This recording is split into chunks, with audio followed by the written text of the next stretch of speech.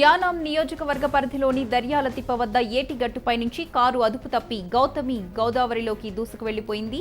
ఈ ప్రమాదంలో 2 చిన్నారులు సహా 5గురు దుర్మరణం పాలయ్యారు.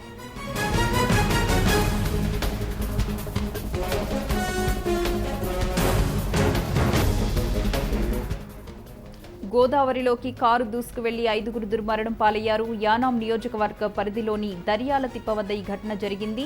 ఏటుగట్టుపై నుంచి కారు అదుపు తప్పి గౌతమి గోదావరిలోకి దూసుకు వెళ్లిపోయింది. ఈ ప్రమాదంలో 2 చిన్నారులు కూడా మృతి చెందారు. 2 చిన్నారులు సహా మొత్తం 5గురు దుర్మరణం పాలయ్యారు. పూర్తి అప్డేట్స్ అందించడానికి రిపోర్టర్ అప్పారావు సిద్ధంగా ఉన్నారు.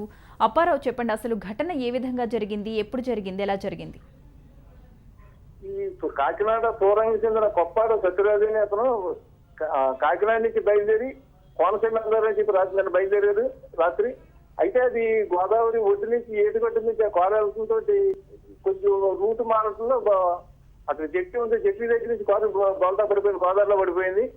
కారులో ఇప్పటి వరకు తెలిసిన సమాచారం ప్రకారం కొప్పాడు సత్యరాజు, అతను మిస్సెస్ ఒక 50 సంవత్సరాలు ఉంటాయి, కోడలు 30 సంవత్సరాలు ఉంటాయి, ఒక 2 పిల్లలు 6-7 సంవత్సరాలు ఉన్న 2 పిల్లలు కూడా అందులో పడిపోయారు. మొత్తం 5గురు గోదావరిలో మునిగిపోయారు.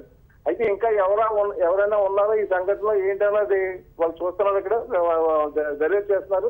అంటే వితులాట మొదలైంది ఇప్పుడు. అయితే కారు బయట తీసి ఈ 5ని కూడా యానం గవర్నమెంట్ ఆసుపత్రికి ఈ మార్చురీకి తరలించారు వీళ్ళని.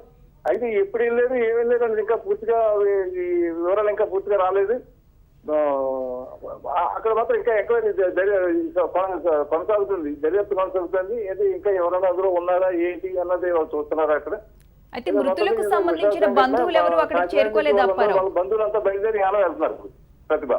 ఓకే, అయితే బంధువులు ఎవరు ఏదైనా ఇన్ఫర్మేషన్ ఇవ్వడం కానీ ఏదైనా జరిగిందా? అంటే కారులో అసలు ఎంతమంది ప్రయాణం చేస్తున్నారు, 5గురైనా ఇంకెవరైనా ఉన్నారా అని?